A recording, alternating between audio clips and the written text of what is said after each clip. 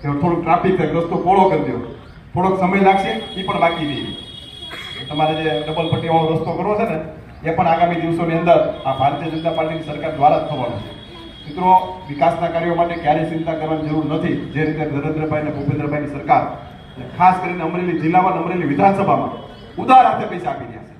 અત્યાર સુધીના તમે તાળા મેળવી લેજો એટલા પૈસા તમારા કામમાં આવે પણ કેવી. મિત્રો, એ પ્રકારનું જ્યારે કામ થતું હોય ત્યારે સવિશેષ આપણી પણ બધાની જવાબદારી બનતી હોય છે. વિકાસના કાર્યોમાં જે પણ કામ કરતા હોય ત્યારે સારું કામ થાય, ક્વોલિટીનું કામ થાય. કારણ કે ભૂપેન્દ્રભાઈ પટેલ સાહેબે ખૂબ ભારપૂર્વક એક પણ કોઈ પણ પ્રકારની બાંધછોડ કરવાની નથી થતી. કોઈ પણ કોન્ટ્રાક્ટર હોય નબળું કામ થતું હોય તમારા ધ્યાને મૂકજો, ફરજિયાત પડે. કારણ કે આ કામ થશે 10 વર્ષ સુધી, પછી તમારે નવો રોડ નહીં બને.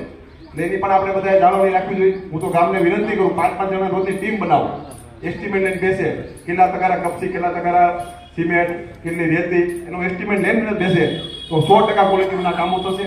અમારી પણ જવાબદારી, તમારી પણ જવાબદારી, આપણે સાથે મળી વિકાસના કાર્યો કાયમી માટે ટકી શકે એ પ્રકારે બધા જ કરે, એની પણ આપણે ખાસ જરૂર હોય છે. વિશેષ સમય લેતો નથી.